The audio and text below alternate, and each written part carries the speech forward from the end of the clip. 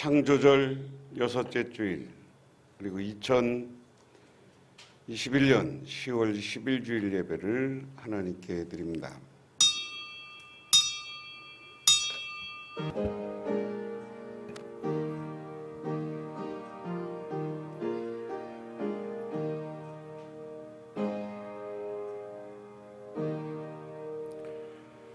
여호와여, 주의 도를 내게 보이시고 주의 길을 내게 가르치소서.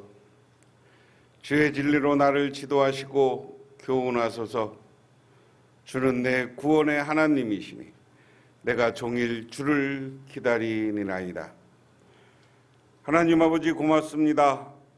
오늘도 하나님께서 저희들을 불러주시고 오늘 주님의 제단에 나와 예배하며 감사드리게 하여 주신 은혜 감사를 드립니다. 하나님, 오늘 저희들의 예배를 받아주시고 저희들에게 하늘의 능력과 은총을 베풀어 주시옵소서. 그래서 우리의 삶이 주 안에서 행복하고 복되고 풍성하게 하옵소서.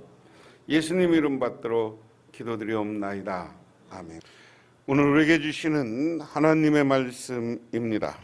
오늘 우리에게 주시는 하나님의 말씀은 욥기 8장 5절에서 7절, 구약성경 768쪽입니다. 다 같이 봉독합니다. 내가 만일 하나님을 찾으며 전능하신 이에게 간구하고 또 청결하고 정직하면 반드시 너를 돌보시고 내 의로운 처소를 평안하게 하실 것이라. 내 시작은 미약하였으나 내 나중은 심히 창대하리라. 아멘. 신약 성경 말씀은 고린도후서 4장 7절에서 10절 289쪽입니다. 이 말씀도 역시 다 같이 봉독합니다. 우리가 이 보배를 질그릇에 가졌으니 이는 심히 큰 능력은 하나님께 있고 우리에게 있지 아니함을 알게 하려 함이라. 우리가 사방으로 우겨쌈을 당하여도 쌓이지 아니하며 답답한 일을 당하여도 낙심하지 아니하며 박해를 받아도 버림받지 아니하며 거꾸러뜨림을 당하여도 망하지 아니하고 우리가 항상 예수의 죽음을 몸에 짊어짐은 예수의 생명이 또한 우리 몸에 나타나게 하려 함이라. 아멘. 인터넷에서 예화 내용을 찾다 보니까 이런 제목의 글이 있습니다. 나폴레옹 황제가 빠뜨린 변수 하나 하는 겁니다. 그럼 나폴레옹은 아주 키가 작은 사람이었고요. 자기가 투표로 총통, 우리랑 대통령이 됐다가 스스로 황제가 된 사람입니다. 뭐 스스로 황제가 되지는 않았어요. 국민투표에서 황제가 됐어요. 대단한 사람이죠. 그런데 프랑스 황제가 되고 나서 나폴레옹이 주로 한 건 정복 전쟁이었습니다. 이 나폴레옹의 역사를 보면 나폴레옹이 그렇게 인기가 좋아진 것은 아주 군대에서 프랑스 아주 가난한 지역에 태어났거든요. 그래서 자기가 공부할 수 있는 방법은 프랑스의 육군 사관학교, 어느 나라나 육군 사관학교는 무료 교육을 합니다. 거기 가는 것밖에 없었어요. 그래서 아버지가 아예 어려서 사관학교에다 집어넣었어요. 그런데 사관학교에서도 키가 작다는 이유로 늘 따돌림 받고, 그리고 이 나폴레옹이 원래 프랑스 본류가 주류 사이의 사람이 아니라 저 프랑스에서도 좀 차별받는 저 남쪽 이탈리아 북부 쪽에 있는 지역 사람이에요. 그러니까 이 사람이 살아나는 방법, 주류가 되는 방법은 공을 세우는 방법밖에 없어요. 그래서 오스트리아, 이탈리아 이런 전쟁을 통해서 이 포병 전술을 기가 막히게 구사해서 가는 곳마다 전쟁을 승리로 이끕니다. 나폴레옹이 한 것 중에 이게 먼저 전쟁, 그전에는 전쟁이라는 건 어떻게 생각하냐면 육군이 막 뛰어가서 그냥 총 땅땅 쏘고 육박전해야 끝나는 걸로 생각했는데 나폴레옹이 만든 수는 그런 거예요. 먼저 포를 쏴갖고 아작을 내는 거, 아작. 이런 전쟁의 몇 번의 승리를 통해서 대단한 인기를 얻어요. 그래서 인기를 얻어서 황제가 됐는데 그 인기를 유지하려면 어떻게 해요? 전쟁에서 계속 이기는 방법밖에 없어. 그래서 승리하는 독일을 침공하기도 하고요. 나중에 러시아 침공했다가 실패하는 거 아닙니까? 추운 겨울에 갔다가. 그래서 나폴레옹이 폐위되고 저 섬에 안치돼서 귀향을 가요. 그런데 그 이후에 이제 연합군들이 프랑스를 어떻게 나눌 것이냐, 어떻게 이 승전 연합 국가들이 어떻게 해결할 거냐를 갖고 서로 분열하고 싸운다는 소식을 듣고 나폴레옹이 탈출해서 다시 황제로 등극합니다. 그리고 다시 프랑스의 영광을 만들겠다고 하고서 군대를 재결집해요. 그런데 그 당시 프랑스 군대가 7만 2천 명이었고 250개의 대포를 보유했습니다. 연합군은 웰링턴 장군 이하의 6만 8천 명의 영국 병력과 브리허 장군 이하의 프로이스 행군 4만 5천 명으로서 모두 11만 3천 명이었습니다. 그런데 대포는 150개였어요. 왜냐하면 이 나폴레옹은 이 포로 전쟁을 한 사람이라 포는 참 많았습니다.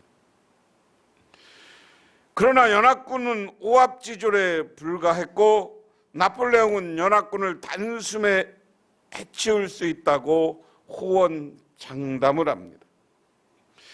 그래서 우선 나폴레옹은 네이라는 장군, 원수, 우리에겐 별 5개 다는 장군에게 2만 4천 명을 맡겨 웰링턴 장군과 카트로브라에서 전투를 벌이고 자신은 니브 프로이센군과 전투를 벌여 승리를 합니다. 승리는 이제 나폴레옹인 것인 듯 했습니다. 그런데 뜻밖의 나폴레옹은 그 연합군과 전쟁에서 대패배를 해요. 왜 그랬느냐? 자기 부하를 딱 보내고 자기 군사들하고 쫙 이제 포를 배열하고 요즘 말하면 이제 진지를 쓰는 거예요. 딱 군인을 배치하고.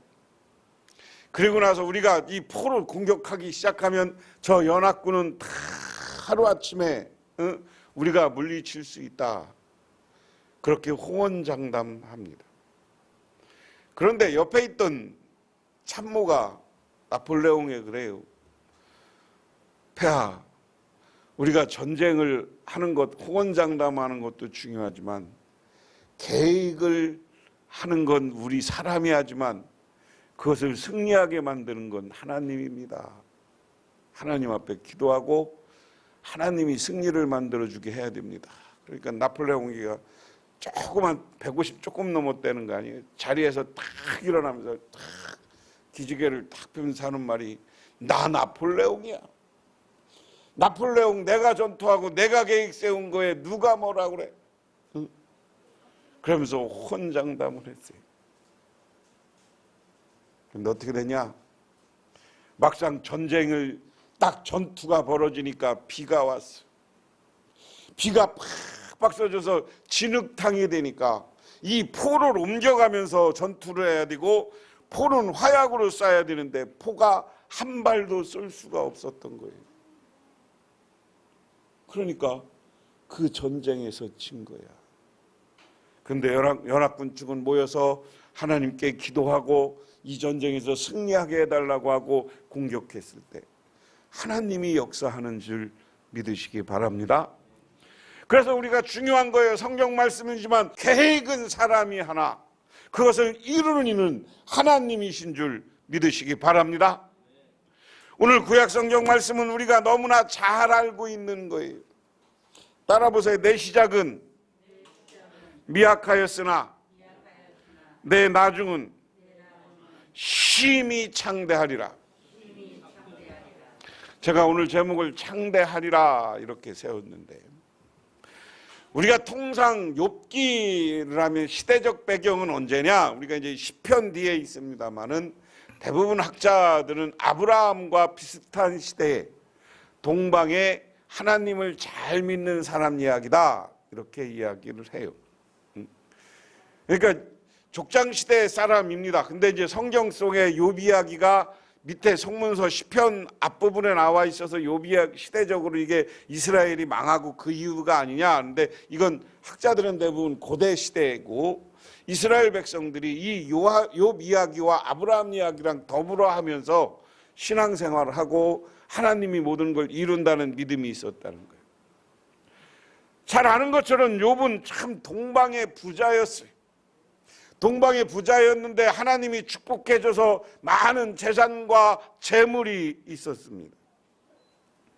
그런데 사탄이 이 욥을 시험한다고 그래서 욥은 졸지에 여러 가지를 읽게 되는데, 첫 번째, 마귀의 공격으로 아들 7과 딸 3이 한꺼번에 죽었습니다.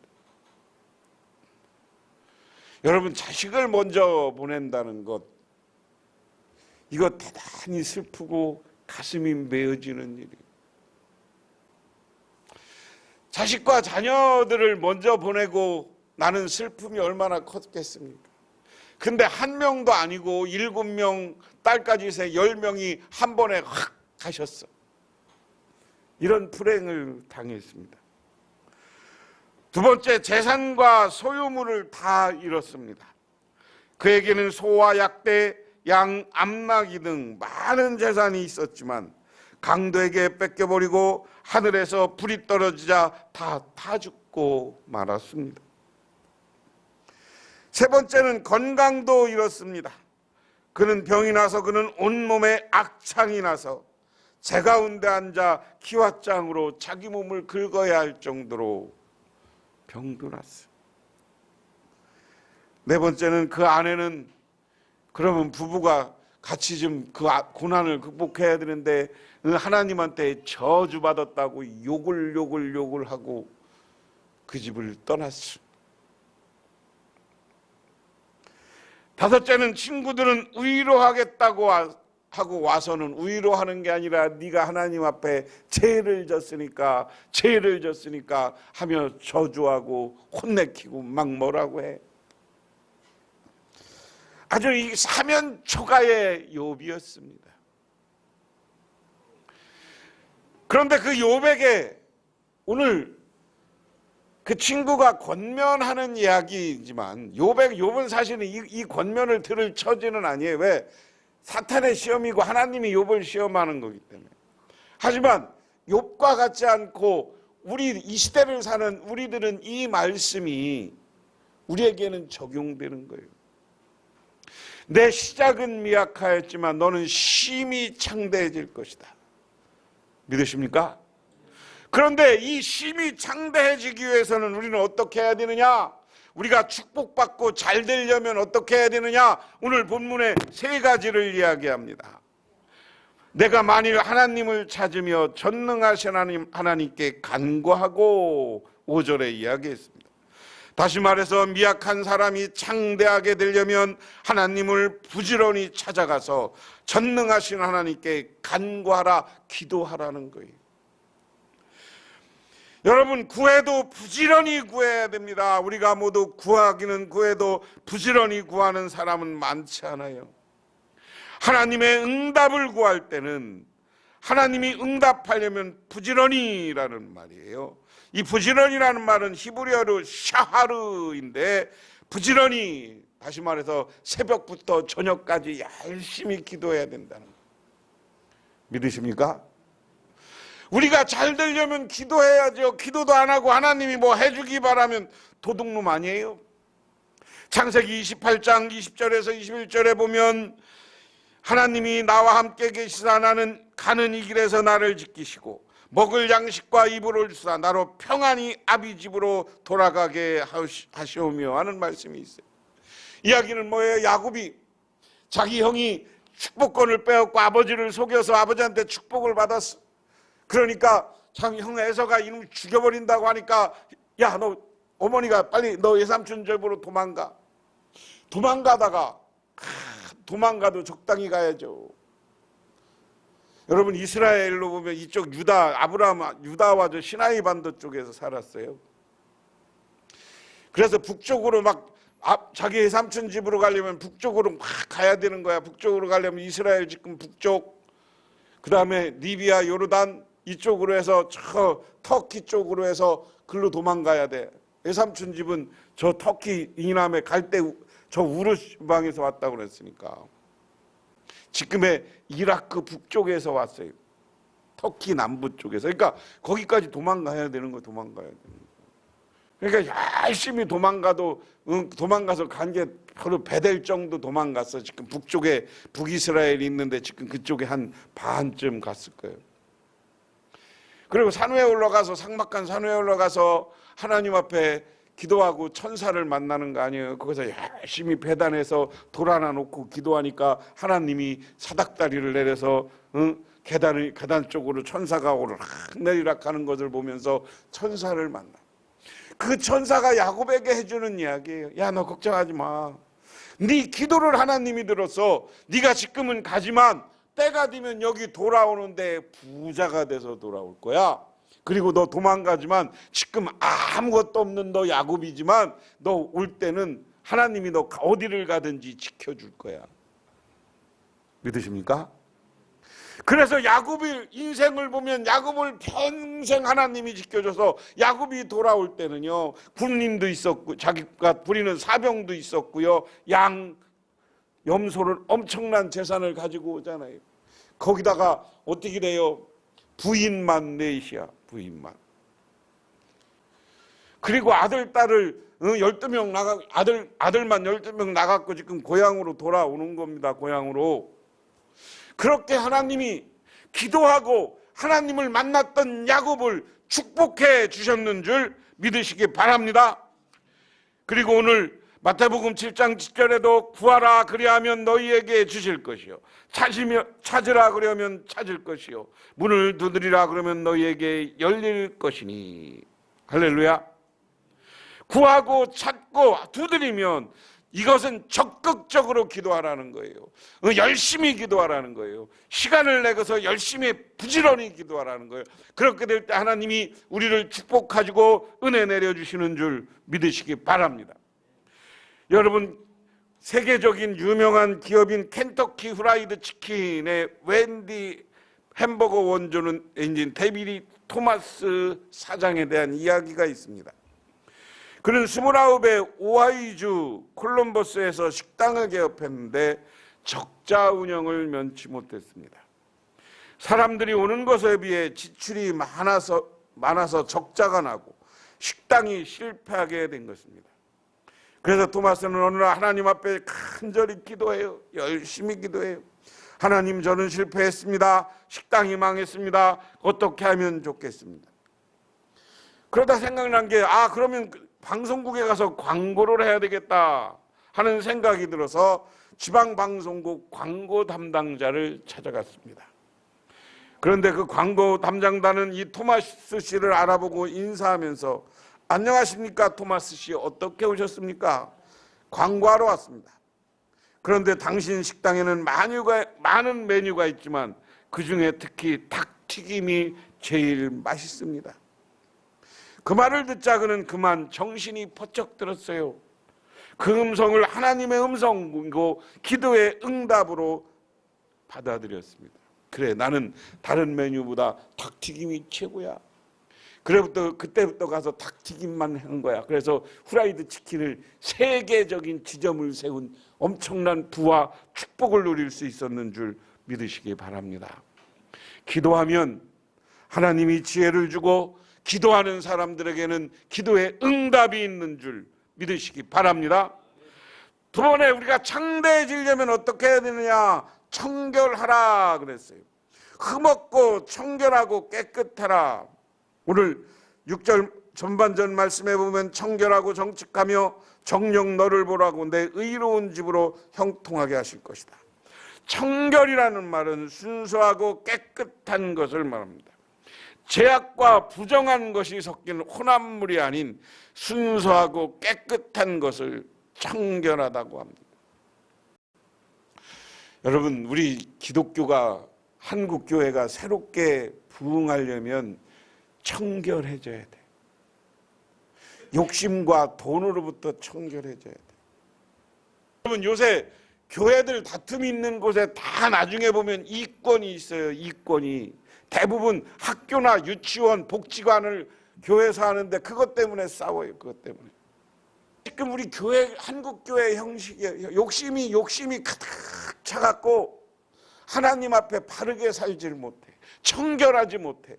그러니까 하나님이 한국 교회를 이렇게 흔들어 놓는 거예요. 흔들어 놓으면 지금 회개하고 돌아서야 되는데, 나는 괜찮고 너 때문에이라 그래. 서로 손가락질만 네가 그러니까 그렇지. 여러분, 제발 우리 과거에 운동한 게 있어요. 이게 손가락 벌려서 남을 가리키지 말고 나쁜 얘기할 때는 나 때문이야, 내 탓이야, 내 탓이야. 한동안 천주교에서 내 탓이야 운동했잖아요. 천주교에서 했다고 우리는 안 해. 내 탓이야 하기 싫으면 나 때문이야, 나 때문이야 이렇게 좀 얘기하고 내가 회개할 줄 알아야 돼. 여러분, 그래서 오늘 말씀에 우리가 잘 되려면 우리는 하나님 앞에 순수하세요. 하나님 앞에 청결하세요. 하나님 앞에 순수하고 청결한 지금까지 잘못한 거 회개하는 사람이 되시기를 바랍니다. 내가 잘못했어. 남 탓하지 말고, 교회에서도 남 탓하지 말고 내가 잘못했어. 따라해봐. 내가 잘못했어. 나 때문이야. 이러고 살면 여러분, 하나님이 그 다음은 책임져 주고 하나님이 여러분 사랑해 주고 하나님이 복 주실 줄 믿으시기 바랍니다. 그러면 참대해지는 거예요. 세 번째로는 정직하라는 거예요. 오늘 말씀에 청결하고 정직하면 정녕 너를 돌아보고 내 의로운 집으로 형통하게 할 것이다. 정직하라. 올바른 것 좌로나 우로나 치우치지 않고 하나님의 법도를 따라 올바른 삶을 사는 것이 중요합니다. 우리 교인들은 어디 가서 거짓말하지 말아야죠. 정직해야죠. 거짓말하니까 나쁜 짓 하는 거예요. 거짓말하니까 도둑질을 하는 거예요. 정직하지 못하니까. 하나님이 그거 보고 그런 사람들 복 주었어요. 이 땅에서 잘 될지는 모르지만, 풍요롭게 잘 살지는 모르지만 하나님 천국 앞에 가면 어떻게 하려고요? 천국에 가서 우리의 영광이 중요한 것이 이 땅에서 영광이 중요한 게 아니다. 이 땅에 있으면 뭐 할 거요? 천국에 가서도 차 개털디고 아니면 우리가 잘못 믿어갖고 지옥불에 떨어지면 그게 어떤 게 난지 잘 생각하세요. 하나님 앞에 성령이 우리한테 바르게 하라고 그러는데, 예수를 잘 믿어도요, 우리가 정직하지 않고 성령이 하는 일을 우리가 거역하면 그 사람도 지옥 간다고 성경에 했어요. 그러니까 우리가 정신 차리고 예수 믿어야 정직하시기를 바랍니다. 하나님 앞에 바르고 정직하게 예수 믿으면 하나님이 창대하게 해준다. 믿으십니까? 믿으십니까? 오늘 신약성경 이야기는 그 얘기예요. 예수님이 뭐라고, 사도 바울이 저 고린도 교회에 전도를 해. 고린도 교회에 전도하는데 고린도에서 사도 바울에 대한 사도권을 문제 삼았어요. 야, 네가 무슨 사도냐? 응? 예수님의 직접 제자도 아닌데 네가 무슨 사도라고 하고 말을 전하냐? 그래, 그러는 움직임 앞에 사도 바울이 이야기하는 거예요. 그래, 나와 너는, 나는 질그릇과 같은 존재다. 황금 그릇이 아니라 나는 질그릇이야. 질그릇은 별 볼 일 없는 거 아니에요. 응? 질그릇이 뭐예요? 우리 사기가 아니죠. 사기는 저기 잘 구운 거 도자기고, 질그릇은 이렇게 투박하게 있는 거잖아요. 이 시대 질그릇은 제대로 굽지 않고 초벌 한 번 정도만 구워서 쓰는 그릇이야. 응? 토기장이가. 그런 질그릇, 우리가 요즘 생각하는 질그릇처럼 좋은 그릇이 아니야. 그런 그릇인데, 여러분, 우리가 어려서 그 세계사 속에 빗살무늬 톡이라는 것을 배웠을 거예요. 이렇게 해서 한 번 정도 구워갖고 황토색으로 되어 있는 그런 그릇을 이야기하는 거예요. 나는 질그릇이다. 그런데 질그릇이고 먹은 가운데 그릇이 중요한 건 뭐예요? 그릇은 무엇을 담느냐가 중요한 거예요. 그렇죠? 아무리 그릇이 별거 없어도 거기다가 황금을 담으면 황금 그릇이야. 귀중한 밥을 담으면 밥그릇이야. 반찬을 담으면 반찬 그릇이야. 그런데 오늘 사도 바울은 뭐냐? 그래, 니들이 나는 사도권에 대해서 시비 걸어라. 나는 질그릇과 같은 존재야. 그런데 그럼에도 불구하고 오늘 본문에 뭐라고 했습니까? 우리는 이 보물을 질그릇에 간직하고 질그릇에 가졌으니, 세 번역입니다. 이 엄청난 능력을 하나님에게서 나는 것이지 우리에게서 나는 것이 아닙니다. 이 질그릇은 성령을 이야기하는 거예요. 사도 바울은 나는 육체는 질그릇과 같은 존재야. 근데 하나님이 보낸 성령을 나는 내 몸에, 내 속에 담고 있어. 그런데 이것을 담고 있는데 이 질그릇의 능력, 이 성령의 능력으로 능력을 주시는 이는 하나님이야. 믿으십니까? 그럼 이것을 바꿔 얘기하면 뭐예요? 오늘 사도 바울은 내가 어디 가서 전도하고 내가 능력을 행하는 건 사도 바울이 한다는 얘기예요? 하나님이 한다는 얘기예요? 하나님이 한다는 얘기예요.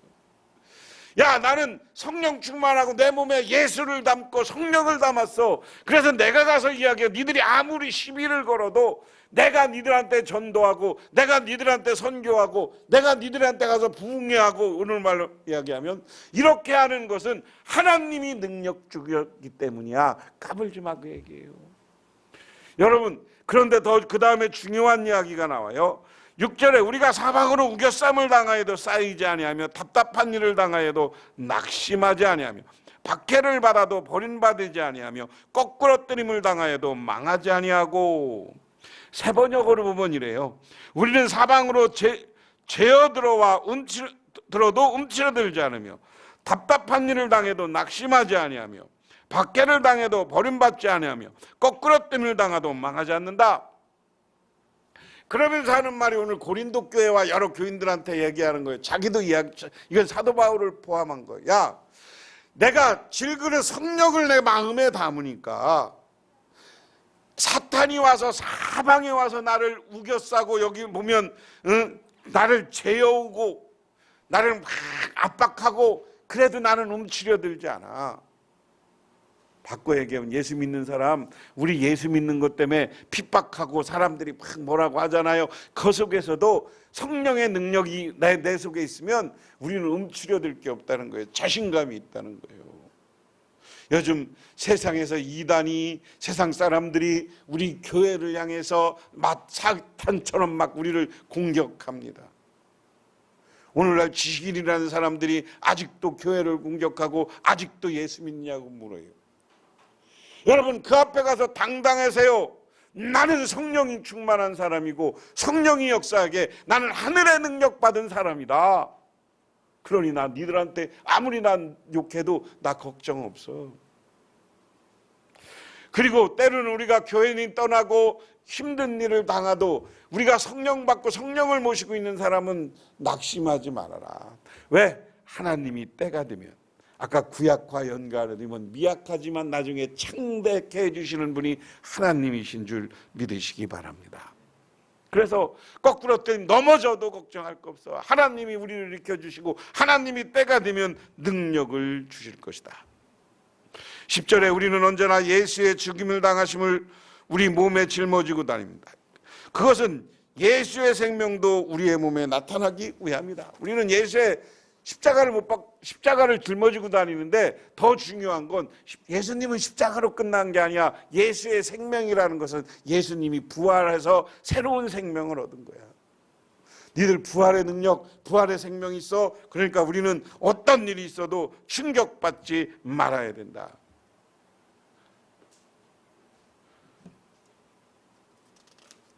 여러분, 오늘 사도 바울과 같은 자부심을 가지세요.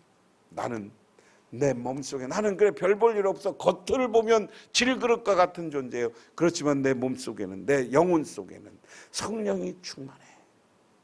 사탄이 와서 나를 죽이려고 해도 나는 성령의 능력이 있으면 이걸 다 이겨낼 수 있다는 믿음과 확신을 가지시기를 바랍니다. 그래서 때로는 인생을 살고 때로는 세상을 살면서 위기와 어려움이 만난다. 그 위기와 어려움을 하나님이 지켜주실 거예요. 그것을 통과하게 해주시는 분이 하나님입니다. 더불어서 오늘 구약성경과 연결시키면 우리는 미약하지만 하나님 앞에 기도하고 청결하고 정직할 때 우리를 장대하다. 여기 보면 심이라는 표현이 있어요. 이 심이라는 말은 아주 장대하게 만들어줄 것이다. 그런 축복이 저와 여러분에게 가득 채워지기를 주님의 이름으로 축원합니다. 기도하겠습니다. 하나님 고맙습니다. 오늘 주님의 제단에 나와 우리들 지금 부족하고 미약하지만 저희 교회가 연약하지만 하나님이 심히 창대해 줄 것을 믿고 지금 당하는 어려움도 충분히 이겨낼 수 있음을 믿고 아버지 하나님 돌아가고 자기의 능력과 아버지 하나님 자긍심을 갖고 살아가는 우리 모두가 되게 하옵소서. 예수님 이름 받들어 기도드리옵나이다. 아멘. 지금은 우리를 죄 가운데 구원해 주시고 부활을 통해서 참된 승리의 모습을 보여주신 우리 주 예수 그리스도의 은혜와 온 우주를 창조하신 성부 하나님의 사랑하심과 우리 삶 가운데 찾아와서 우리를 이끌어가시는 성령님의 도우심이 오늘 주님께 나와 기도하고 간구하고 또한 우리의 미래가 창대해질 것을 소망하고 돌아가는 우리 북명교회 모든 성도님들과 그 가정 위에 그리고 자손 만대 위에 영원토록 함께 하시기만을 간절히 축원하옵나이다.